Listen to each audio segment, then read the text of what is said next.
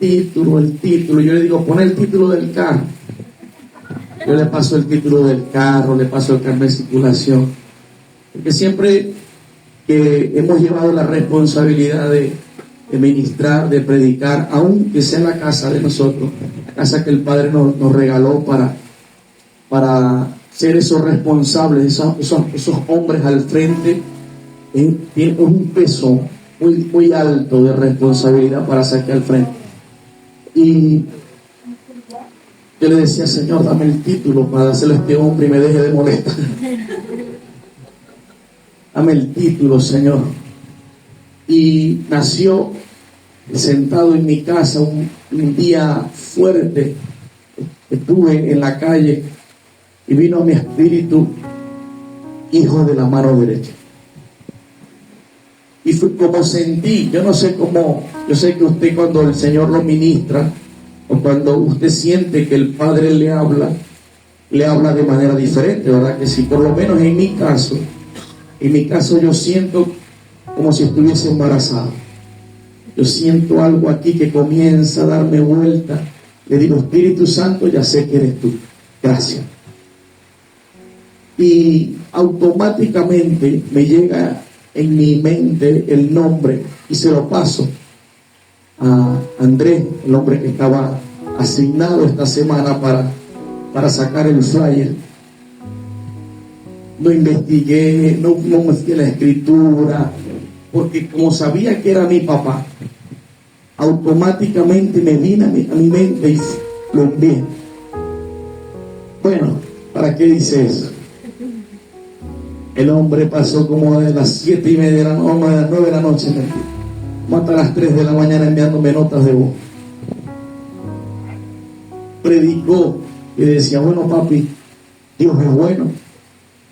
Y él tiene un bosquejo, él tiene algo que nos va a compartir de qué se trata ser hijo de la mano derecha. Amén.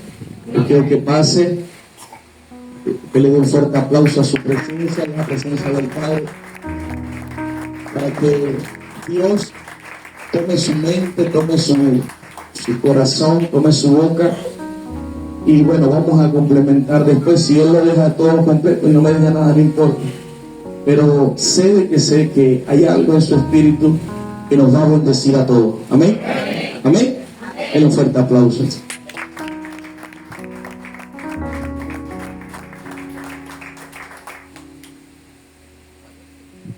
Aló. Creo que es conveniente que antes de comenzar el bosquejo, igual se va a hablar de la palabra de Dios. Yo quiero que usted se coloque sobre sus pies para orar antes de comenzar la palabra. Amén.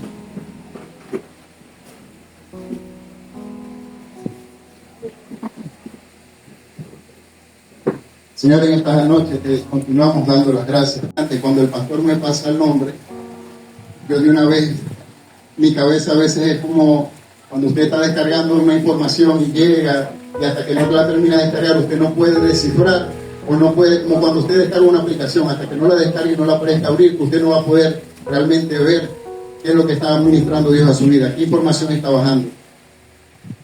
Y recuerdo que estaba acostado y yo decía, hijo de la mano derecha. Y me puse a indagar. Tiendo a ser muy metódico con lo que busco, con lo que investigo, para ver el contexto, para ver qué pasaba antes, qué pasaba después. Creo que ya lo dije en la última vez que prediqué, ¿no? Y esa misma manera de ser me lleva a profundizar y a buscar.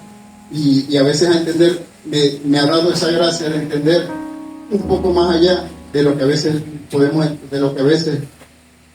ver a simple vista. Dice su palabra en Mateo 25:34. Esto es por solamente nombrarles algunos. El bosquejo en realidad es extenso. Y continuamente en la palabra, continuamente en la Biblia, nos habla reiteradamente de la diestra del Padre, de su mano derecha, de lo que implica la diestra del Señor. Y dice en Mateo 25:34. Vengan ustedes los que han sido bendecidos por mi Padre, reciban el reino que está preparado para ustedes desde que Dios hizo el mundo. ya en este versículo podemos encontrar uno de los significados de lo que implica ser la mano derecha. Cuando usted en el mundo le dicen, no, esta es la mano derecha de fulanito, ¿qué es lo primero que se imagina usted? Es una persona de confianza, es una persona a la que ese dueño, ese empresario o simplemente esa persona le puede confiar incluso su vida. Y dice que la mano derecha es aquella persona que puede ejecutar esa tarea, ¿verdad? Con toda la confianza de su jefe, con toda la confianza de su amo. ¿Por qué? Porque él ha depositado en él y él ha visto, obviamente para confiar en él, primero vio lo que hizo como mayordomo, como administrador de lo que le delegó en algún momento, y esos frutos que dio lo hicieron, ese fruto que dio lo convirtió en la mano derecha. Entonces solamente la mano derecha, solamente el creernos, el considerarnos la mano derecha de Dios, no solamente implica soy un hijo de Dios, vengo a la iglesia, canto coritos, danzo, bailo, estoy en los ministerios, voy a la célula, doy una palabra, predico. El ser el hijo de Dios, el ser el hijo de la mano derecha, el ser hijo de su diestra, no solamente se queda en lo que hacemos dentro del templo, implica una responsabilidad completa de lo que somos dentro y fuera del tabernáculo, dentro y fuera del templo, porque dice que la palabra derecha en el diccionario lo describe como, la palabra derecha la describe como algo legítimo. Viene de la misma palabra derecho. Cuando ustedes le dicen, no, está estudiando derecho, normalmente el derecho se asocia a las leyes, ¿cierto? Se asocia al cumplimiento de la ley, al cumplimiento de la justicia, a lo legítimo, a lo que es propio, ¿verdad? Pero el derecho también tiene su relevancia en lo que implica el heredar.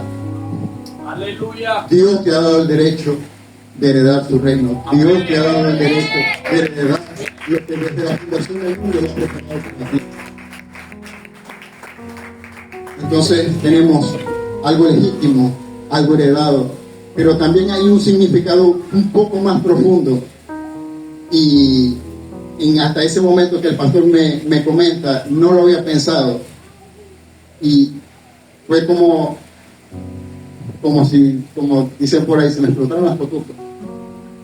Porque él dice, la mano también, él me dice, yo estuve indagando y me dice que también significaba, tenía que ver algo con el guerrero. Y yo le digo, padre, es cierto. O sea, digo, padre, es real. Usted cuando ve a los guerreros, a los gladiadores, a los luchadores, cuando van a la guerra, incluso en las guerras actuales, cuando van con fusiles, con pistolas, ¿dónde lleva el arma? ¿Dónde llevan la espada? ¿Dónde llevan la lanza?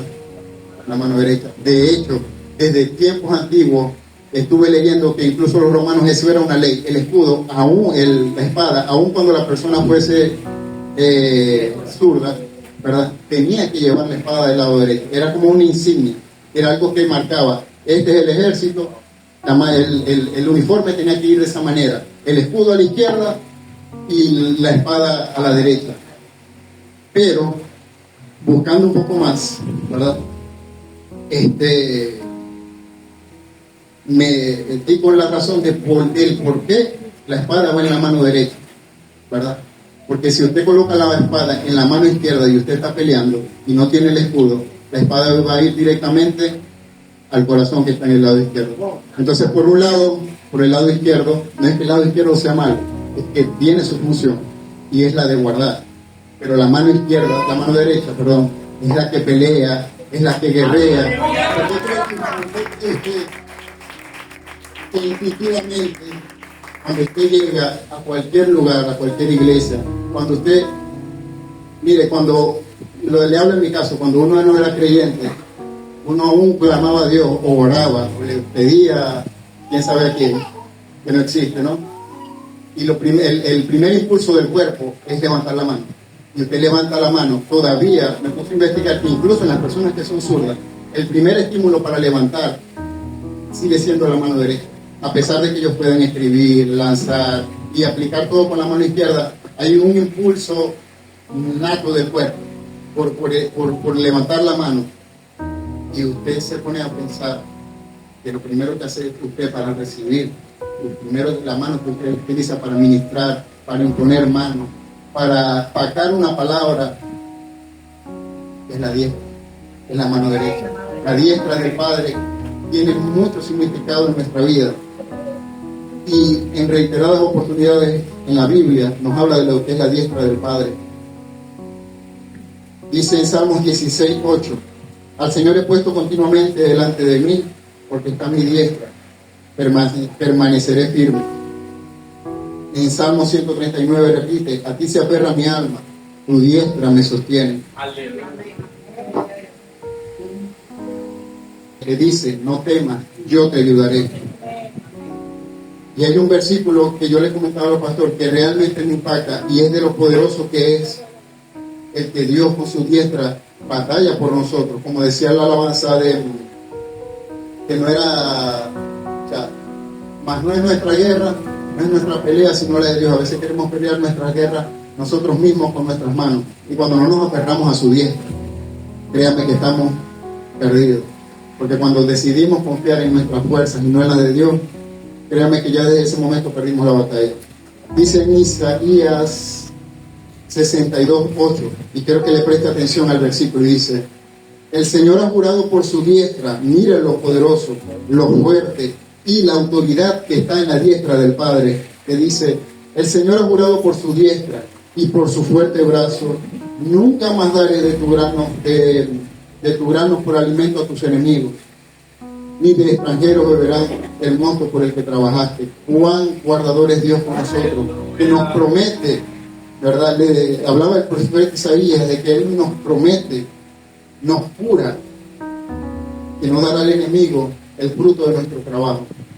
Y a veces nos confrontamos nosotros mismos y nos convertimos en el primer enemigo del fruto de nuestro trabajo.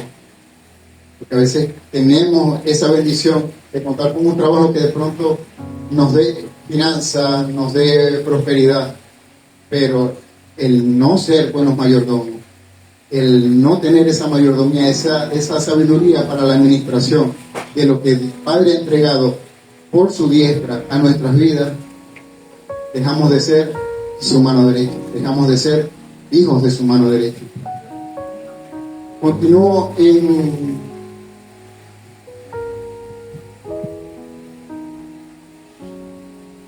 dice en Salmos 108, versículo 6: para que sean librados tus amados, salva con tu diestra y respóndeme. Nos continúa hablando del poder de su diestra, de la autoridad, de cómo batalla el Señor por nosotros con su diestra.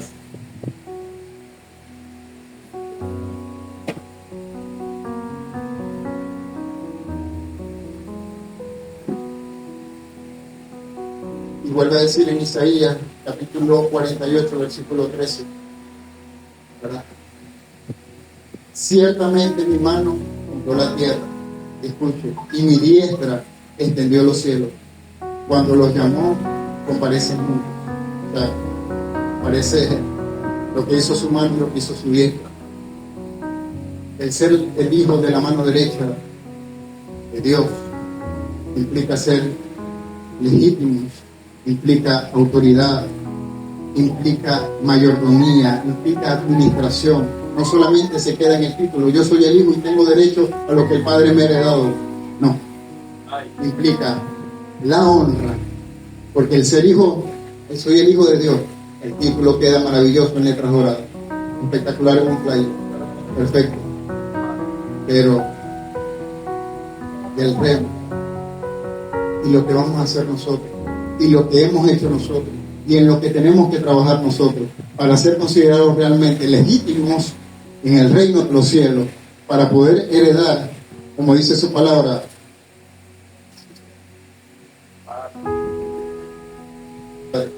y reciban el reino que les he preparado para ustedes desde que Dios hizo el mundo. Dice algo que encontré, ¿no? Y lo terminé de estructurar con mis palabras. Dice: los hijos de la mano derecha son aquellos que la tierra, que no se han conformado con la tierra, han sido buenos administradores y mayordomos de lo que Dios nos encargó, que se multiplican llevando el mensaje, que prosiguen a la meta sin importar la oposición y las tormentas. Dios nos tomó siendo nosotros una vergüenza. De acuerdo, ¿no?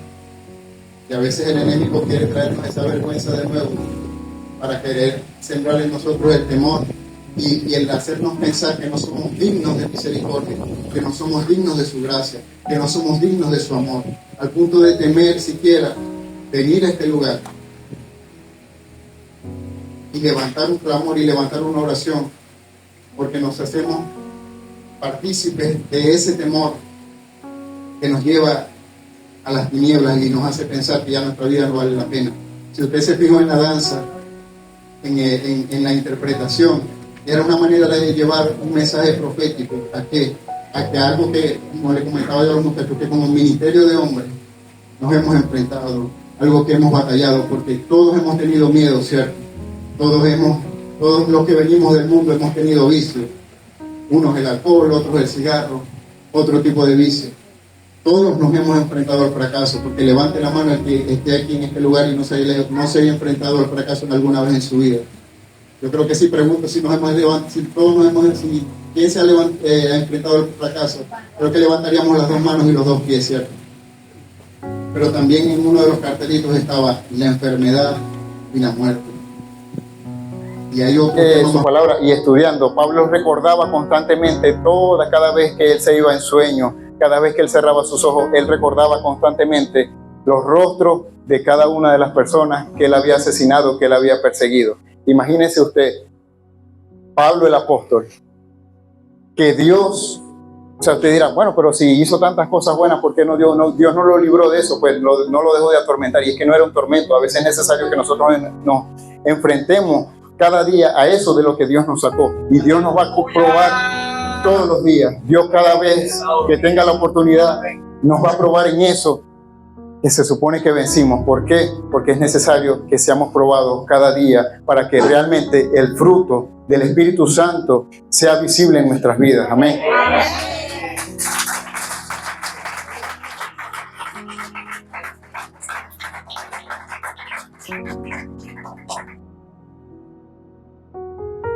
Hay algo que me impactaba, ¿no? Y esto es algo muy personal. Y le decía a mi esposa, mi amor, me toca, o sea, es la danza. El pastor me dijo de sorpresa, porque fue de sorpresa. Dijo, bueno, ya que me predicaste, tú vas a comenzar. Tú vas a predicar. Y yo, bueno, y la adoración. Y en un momento de pronto de tribulación en mi trabajo, y me quebranté de tal manera que pasaron dos personas y me preguntaban, señor Andrés, ¿qué pasa? ¿Qué tiene? ¿Qué le pasó? ¿Se le murió alguien? Y yo, ¿por qué llora? Y yo, no sé. Obviamente trato con personas que de pronto el hablarles de Cristo les fastidia un poco. Sin embargo, cada vez que tengo la oportunidad siempre me dicen, usted siempre que se pone a solas con uno, empieza a hablarle de Dios o cualquier referencia para una directriz que yo les dé. Mire, ellos me dicen, usted siempre dice, la Biblia dice. Sí, porque la palabra de Dios dice. Como que si todo lo que fuese a decir, ese es su basamento, pues. Y yo, sí, es verdad. Porque he aprendido que no hay nada más poderoso y nada que se diga con mayor autoridad que cuando basamos las cosas que decimos en la palabra de Dios. Y hay una de las cosas que le digo constantemente cuando llega un nuevo ingreso, yo les digo, en este trabajo te vas a conseguir de todo. Cada persona trabaja a su manera, unos trabajan bien, unos son buenos para una cosa, otros no. Pero como dice su palabra, aprenda lo bueno y deseche lo malo. Porque de toda persona, créanme que si Jesucristo murió por nosotros, por todos nosotros, quiere decir que en cada persona hay algo bueno que aprender, que aún por más malvada que sea la persona, o la podamos considerar, porque a veces las personas se dejan usar por el enemigo, ¿no? Y a veces esas personas se dejan utilizar para un proceso nuestro. Siempre tenemos algo bueno que aprender. Yo quebrantado en la oficina, yo le preguntaba, Señor, o sea, esto y esto, yo, ¿por qué yo? Amén, amén.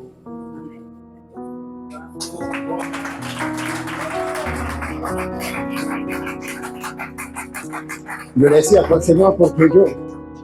Porque como les hablaba, a veces el enemigo nos ministra de una manera que nos hace pensar y creer, y nos trae a memoria nuestra vergüenza, ¿no? De dónde venimos, lo que hicimos, todo el desastre que hicimos y a las personas que dañamos, ¿no? Y eso como cristianos creo que es una de las cosas que más nos quiebra a veces cuando nos encontramos en la intimidad con el Señor. Porque por más que de pronto pidamos perdón, a veces nos sucede como Pablo, que todo eso malo que había hecho, todas esas personas que él asesinó persiguiendo a los seguidores de Cristo, él los veía, ¿no? Pero un susurro en mi oído me decía, hijo, recuerda la parábola de los talentos. Recuerda la palabra de los talentos. Y me da por leerla, ¿no? Y esos 3 sirvientes a los que se le dan los talentos, ¿no? Eran mayordomos de él, o sea, ellos administraban, ¿verdad? Y tenían mayordomía sobre los bienes del amo. Y él me decía, recuerda la parábola de los talentos, recuerda la parábola de los talentos.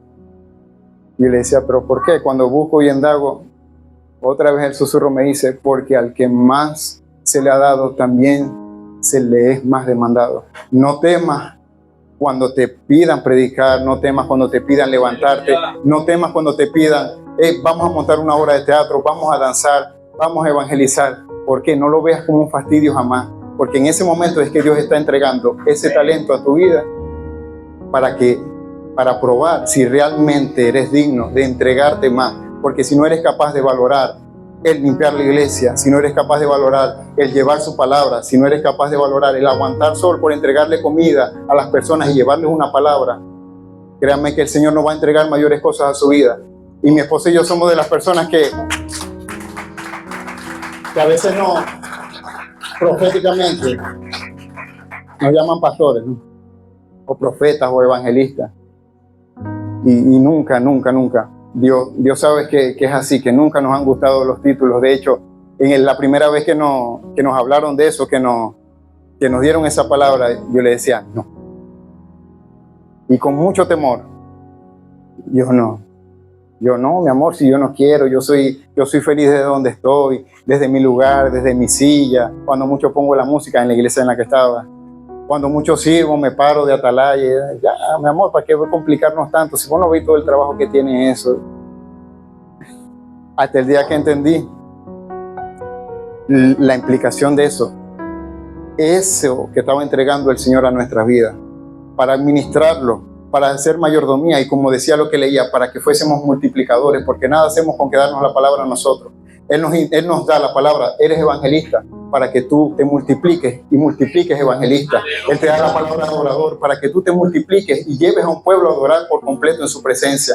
Él te lleva a predicar para que te multipliques y personas a las que le predicaste le puedan predicar a otras. Porque esa es la gran comisión a la que nos dio Cristo, amén. El llevar su palabra a cada rincón. Y la palabra a cada rincón no se va a llevar si se queda en Andrés. Hablamos del pastor Alexander Mora, le habló a Andrés y la palabra se quedó aquí. Terminé siendo como el siervo insensato. Agarré y la enterré y ahí se quedó porque ni siquiera dio fruto. Entonces, todas esas cosas, el Señor me confrontaba con eso, ¿no? Me decía, todo lo que te ha pasado, todo lo que te he entregado, aún las cosas que te entregué y menospreciaste, aún las cosas que te entregué y las desparramaste, aun cuando te montaste en mi altar, sabiendo que no debías hacerlo, yo te levanté con mi diestra, yo te perdoné, te di una oportunidad, te di una nueva oportunidad, te levanté con mi diestra, te di fortaleza, te di esa fortaleza para perdonar, te di esa fortaleza para que pudieses perdonar, tu corazón pudiese sanar, y pudieses nuevamente levantarte, pudieses nuevamente cumplir esa palabra que se entregó sobre ti, pudieses llevar tu voz no solamente a la iglesia, pudieses llevar tu voz no solamente a predicar dentro del templo, porque como les hablaba, el ser hijo de Dios no solamente se acaba en el tabernáculo. Y a veces es duro. En algún momento me enfrenté a alguien que me dijo, pero vos no parecís cristiano. Yo iba a la iglesia, yo adoraba y danzaba. Ahí yo por dentro, no, porque es que no parece, porque tu forma de hablar, tu forma de actuar, tu manera de ser, no refleja a Dios. El día que le digan eso,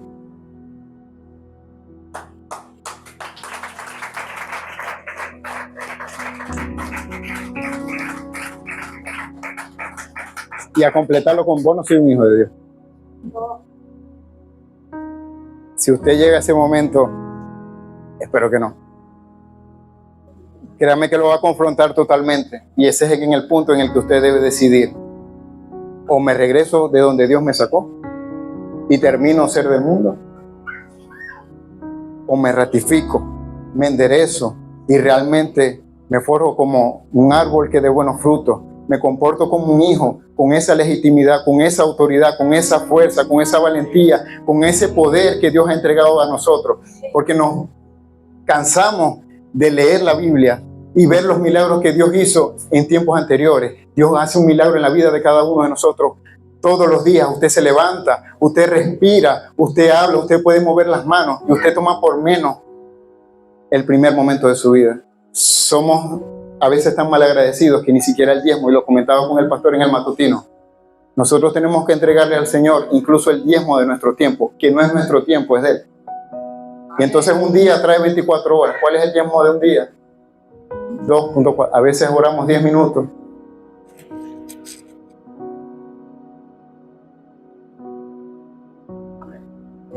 Dios.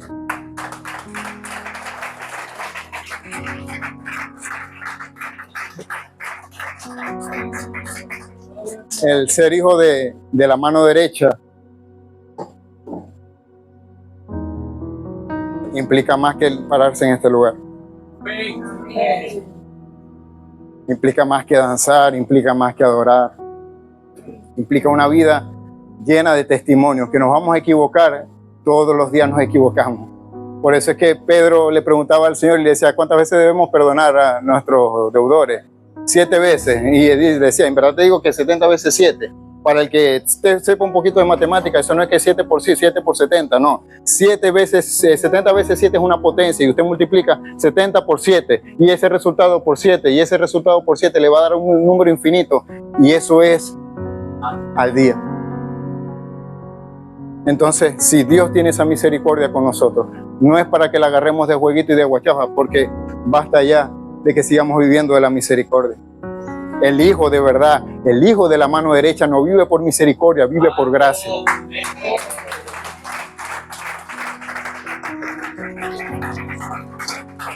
Y de verdad yo quiero que en esta noche usted se lleve ese fragmento, ¿no?, de la palabra, porque todo lo que he dicho puede ser mucha palabra y todo se resume a eso.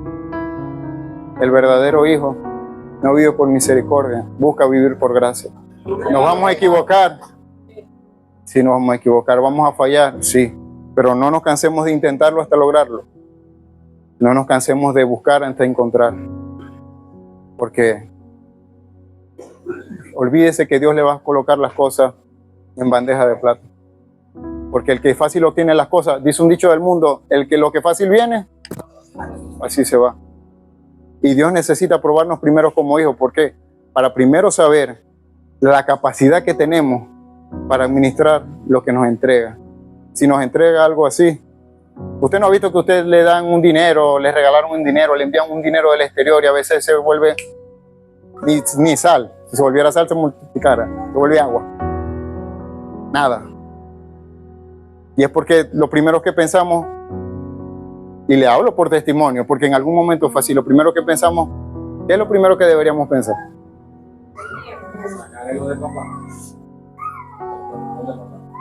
Pero entonces nos enfrentamos a la necesidad.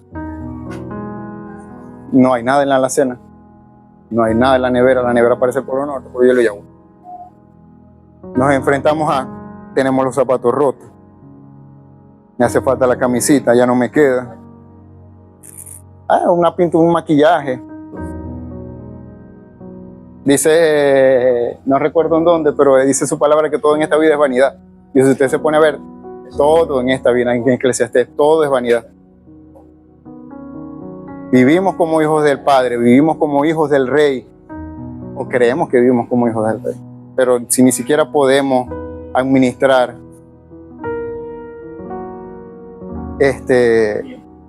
el tiempo. Si ni siquiera podemos administrar el tiempo, imagínese, el rey es soberano sobre una nación completa. Imagínese si a usted Dios le da una provincia, un sembradío. ¿Cuándo Dios lo va a colocar en su posición? ¿Cuándo Dios lo va a sentar a su derecha? Si usted echó a la ruina el terreno que le dio. Es tan misericordioso que le vuelve a dar otro terreno. Y volvemos a echar a perder la hacienda. En el momento en el que entendemos que debemos vivir una vida y de una manera en la que podamos honrar a Dios, a pesar de nuestros errores, a pesar de que nos equivoquemos, que podamos seguir honrando a Dios, porque usted se puede equivocar, pero el verdadero hijo de Dios que se equivoca, se disculpa, le pide perdón a Dios, le pide perdón a las personas y busca resarcir aquello que hizo.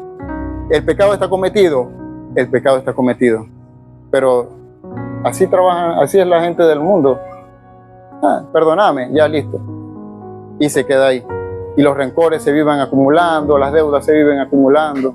El verdadero hijo de Dios trabaja en pro del perdón, trabaja en pro de librarse, de vencer a lo que cada día nos vamos a enfrentar. Seamos hijos de la mano derecha, seamos buenos administradores y tengamos mayordomía sobre lo que Dios ha heredado sobre nosotros.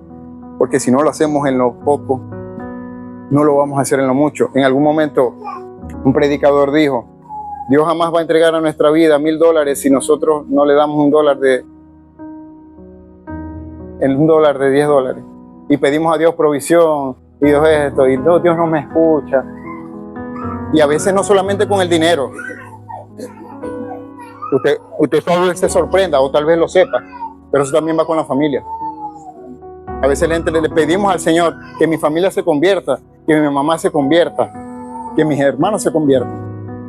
Hermano, ¿cómo pretende usted que su mamá se convierta si usted no le da, no cumple el principio, no cumple el mandamiento de honrar a su padre y a su madre? Y ni siquiera es por el bien de ellos, es por el bien suyo. Porque es el único mandamiento con promesa que le dice: honra a tu padre y a tu madre y serán alargados tus días. Ay, se murió joven.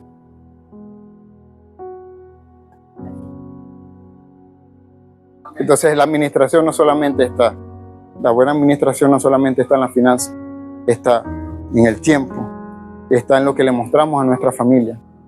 Mire, mi familia es católica, es fuerte, pero ellos vieron testimonio de mi esposa. Cuando nadie más lo veía, ellos sí lo vieron en mi vida. Y yo les comentaba a los pastores, mi mamá es tan respetuosa de eso. Mi mamá en un momento me dijo: ve, hijo, yo sé que la fe que tú profesas es Dios, tal, pero yo voy a seguir creyendo en mi chinita. Yo voy a la casa de mi mamá no pone gaita, mi mamá no pone las canciones que era católica, no coloca la misa. Y ella la coloca todos los días, pues todos los días coloca un estado. Pero yo llego a ese lugar y yo entendí que el posicionarme yo como hijo de Dios, ¿verdad? Incluso me dio autoridad sobre la casa de mi mamá. Me dio autoridad. ¿Por qué? Porque yo me di cuenta que mi mamá en ese momento aparta su vida, sus creencias, sus santos, sus vírgenes, y le termina dando el primer lugar a Dios. Porque incluso me dice: pone alabanza.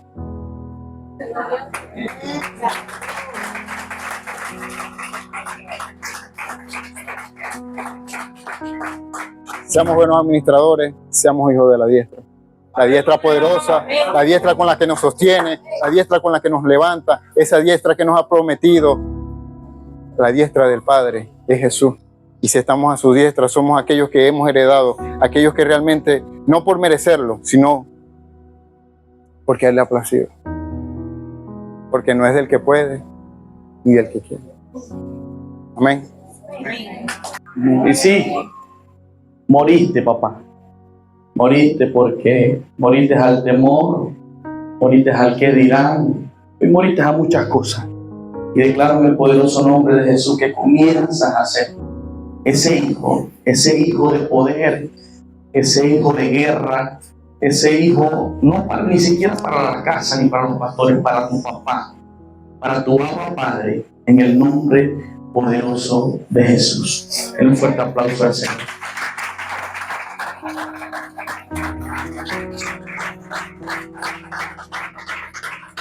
Ya este hombre predicó.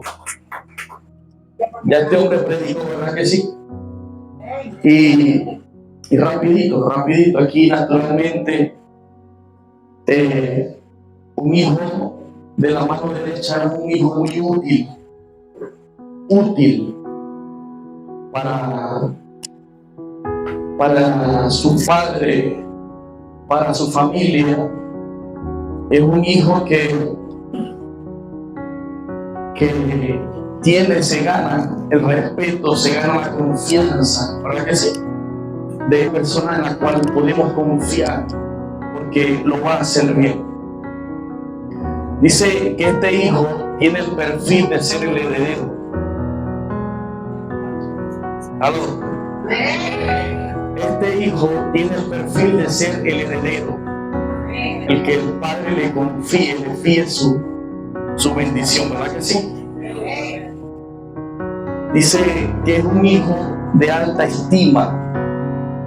Y algo que él me regalaba, yo lo anoté aquí, dice que en los juicios, en una de esas notas de voz, dice que en los juicios, aun y cuando se levanta la mano izquierda, la mano derecha se coloca en la escritura, en la Biblia, para decir que lo que estamos diciendo es de verdad, para lo que vamos a confesar es verdad. Entonces, siempre la mano derecha va a ir apegada a la palabra de Dios. La mano derecha va apegada a la palabra de Dios. La mano derecha no tiene nada que ver con mentiras, no tiene nada que ver, sí me doy a entender. Porque aún naturalmente, él me decía, pastor, se levanta la mano izquierda, pero la derecha se coloca en la escritura para jurar, para decir que lo que va a salir por nuestra boca es una verdad absoluta. Amén. Den un fuerte aplauso.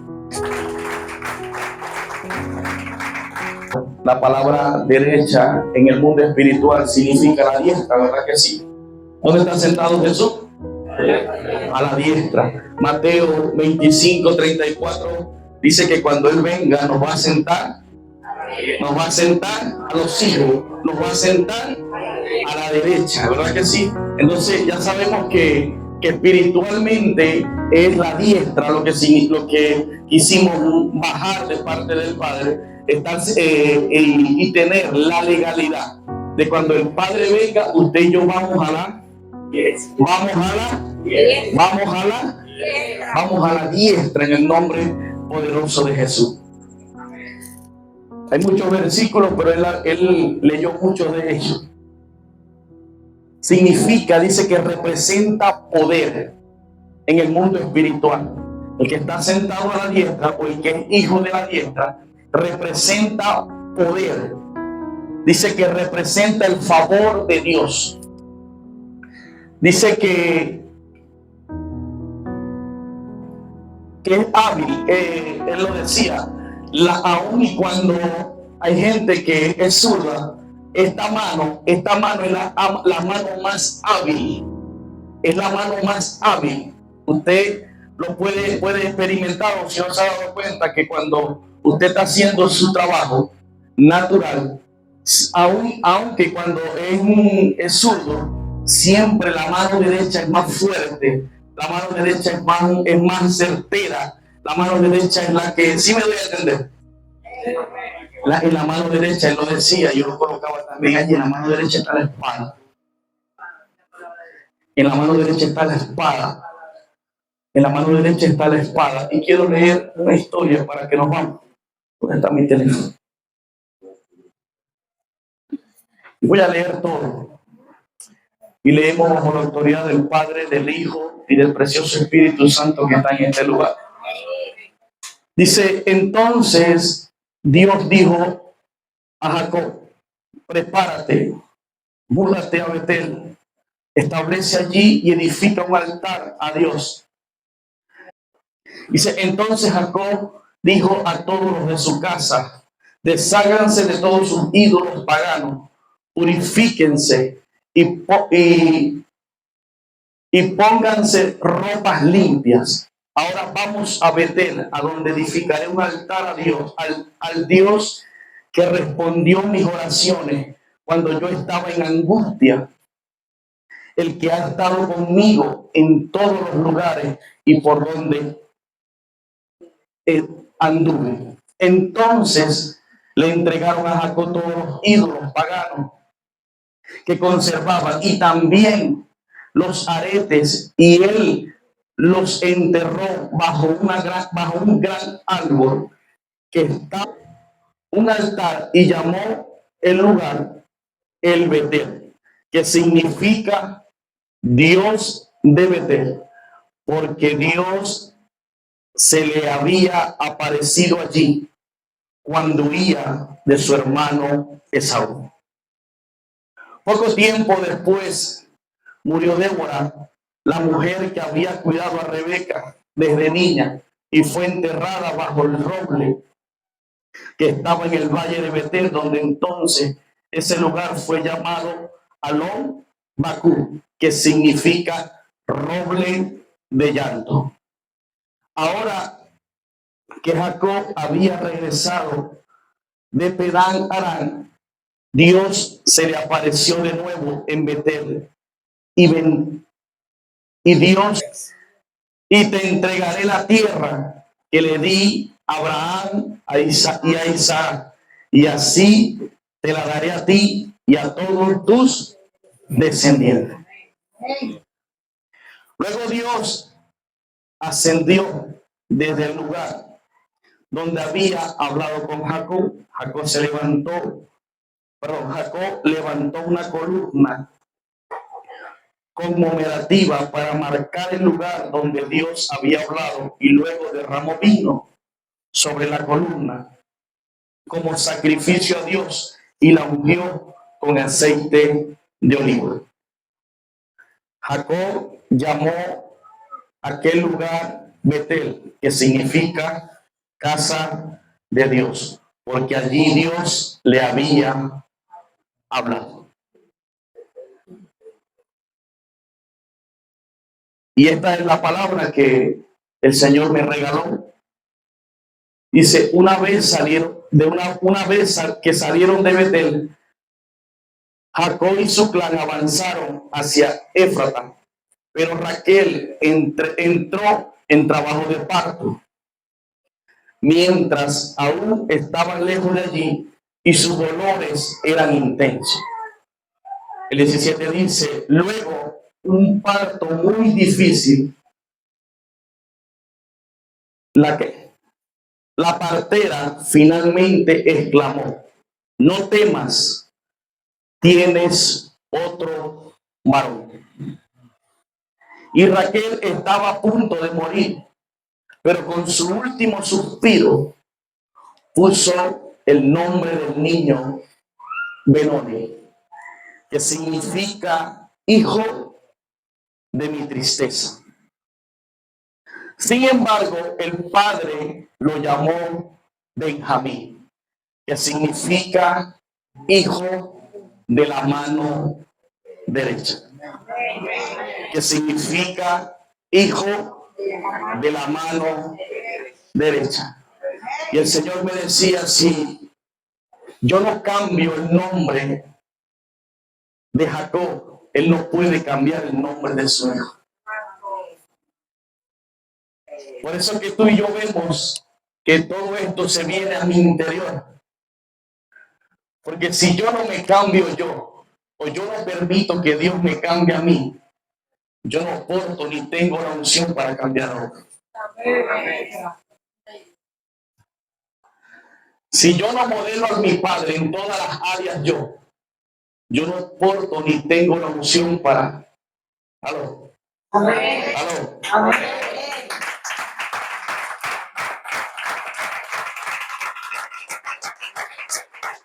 Y tristeza tiene muchos sinónimos. Puede significar dolor, puede significar rechazo, puede significar soledad, puede significar amargura, puede significar raíz de amargura. Porque yo creo que una persona que tenga raíz de amargura en su corazón vive triste, vive amargado. representa amargura.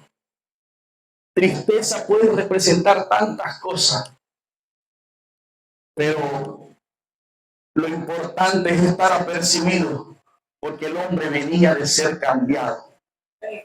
El hombre venía de tener un encuentro con su padre. Por eso que automáticamente él dice, no, póngale Benjamín, que significa hijo de mi mano derecha. Y usted se pone a investigar que esto era tan sagrado. En la cultura judía era tan sagrado que los nombres no se podían cambiar. Los nombres no se podían cambiar. Ya ese era como que cuando usted le colocan al niño o a la niña cuando nace en el hospital o en la clínica, que le coloca aquí el nombrecito y se equivocó.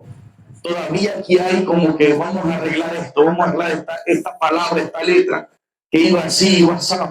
Pero es difícil, ¿verdad que sí? Ya poder cambiar. Es difícil ya poder cambiar, pero si no hay un hombre apercibido, si no hay un hijo apercibido para cambiar el destino profético de su generación, queda así. Imagínate que este muchacho iba a quedar toda su vida, cada vez que lo llamaran, entendiendo que por causa de su nacimiento, por causa de su vida, su madre había muerto. O sea que por causa de él, su mamá había muerto. O sea, toda la vida iba a quedar como un hombre culpable. Toda la vida iba a quedar un hombre literalmente como su madre lo había profetizado. Hijo de mi tristeza. Y yo no sé en qué área de tu vida hoy el Padre viene a cambiarte el nombre. Y yo no sé en qué área de nuestras vidas hoy el Padre viene a cambiarnos el nombre. Porque me incluyo. ¿Usted cree que los temores que él vivió hoy en su trabajo no los he vivido yo? Y quizás usted también los ha vivido. Y quizás también usted los ha pasado como hijo de Dios. Si digo la verdad, no me dan el empleo. Si digo la verdad, no me gano el dinero. Si digo la verdad, no genero para mi casa. ¿Aló? Tengo que ser astuto, tengo que ser hábil, habilidoso para poder generar, porque si no pierdo, si no me subo. Pero me hago un Benoni. Porque no lo veo hoy, pero mañana. Pero mañana comienzo a sufrir y a padecer lo que sembré hoy. Mañana comienzo a tener tristeza en mi vida y tristeza en los míos. Mañana comienza a venir todo lo que sembré, se me viene otra vez a mi vida. Entonces ya no soy yo, sino también los míos. Usted sabe qué significa Bajacó, ¿sí o no? ¿Sí o no? ¿Por qué Dios le cambia el nombre? ¿Qué significa Bajacó? Usurpador, un hombre que se robó la identidad, se robó la herencia de su hermano. Y por eso que el padre tenía que cambiarle el nombre a él. Y por eso que el Dios Todopoderoso tenía que cambiarle el nombre a él. Yo creo que hay gente en este lugar que hoy el Padre le va a cambiar el nombre. Yo creo que hay gente en este lugar que hoy reconocen delante de su papá. Y hoy el Padre les cambia el nombre en el nombre poderoso de Jesús. Hoy creo proféticamente que hoy no te vas igual con la misma identidad que llegaste.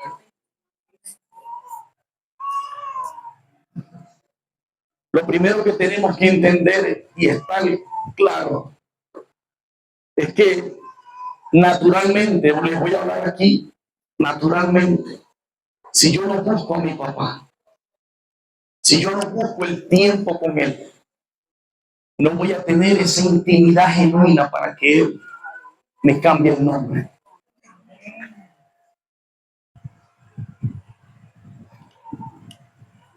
Jacob ya tenía muchas cosas.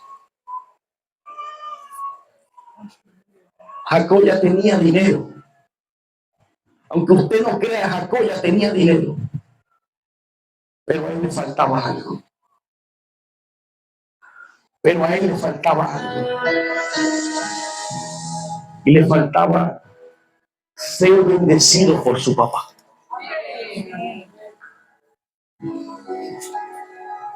Yo le digo algo, iglesia.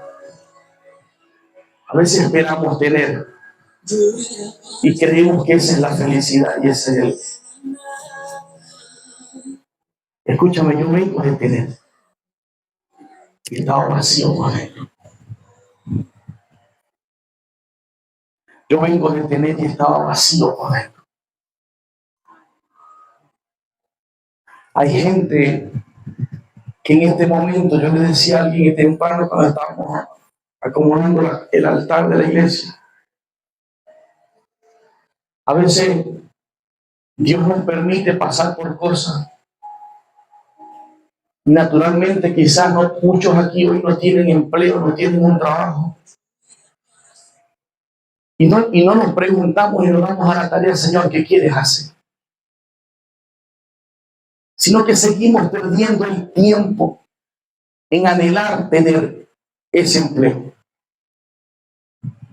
Yo no sé si me doy a entender. No sabemos si es el momento que el Padre nos está llevando a esa intimidad. No sabemos si es el tiempo en el cual el Padre nos está llevando a ese monte, a buscarle a Él, a adentrarnos a Él. Y que salgamos de allí fortalecidos, y que salgamos de allí entendidos, y que salgamos de ese lugar guerreros, y que salgamos de ese lugar hijos de la mano derecha. Que cualquier cosa no nos va a mover, que cualquier cosa no va a movernos de su presencia primeramente. Porque yo creo que la mayor asignación de un hijo de Dios es estar con Él. Yo creo que la mayor asignación de un hijo es por lo menos diezmarle el tiempo. Porque yo sé y estoy seguro que cuando tú le diezmes el tiempo, se te va a revelar el principio. Y no te va a costar dar el dinero, dar el recurso. Pero diezma por lo menos el tiempo a tu papá. Dios, cuando tú y yo le permitimos, nos ministra y nos habla de frente. Hay momentos en el que tenemos que callar delante de su presencia. Hay momentos en el que tenemos que dejar de ser elocuentes y dejar de hablar tanto nosotros y postrarnos a esperar que Él nos diga algo.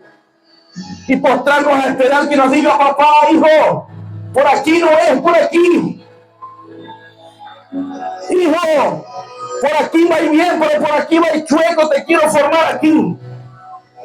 Lo que pasa es que no lo vemos. ¿Sabes qué pasa con el hijo? El problema del Hijo de Dios es que naturalmente nosotros no vemos nuestro error. Es que naturalmente nosotros no vemos en qué estamos fallando nosotros.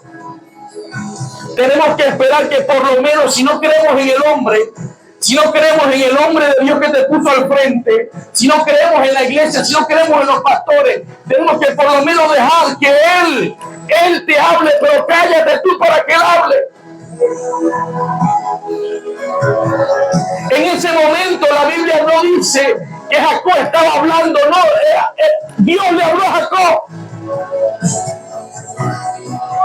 Dios le dijo, muévete. Dios le dijo, te voy a cambiar el nombre. Escúchame, Jacob estaba orando y orando. Él le buscó y al Padre le respondió.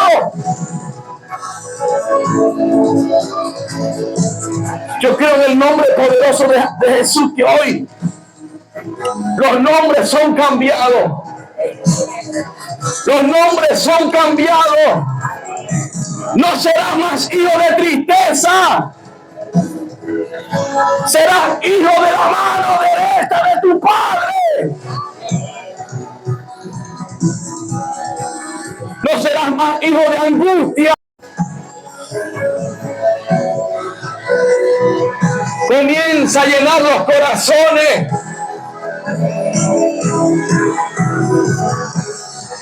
¿Sabes por qué? Rebeca le puso Benoni porque ella se sentía así.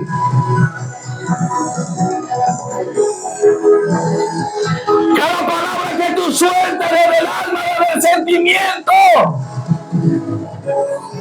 puede señalar tu familia y puede señalar tu vida en contra.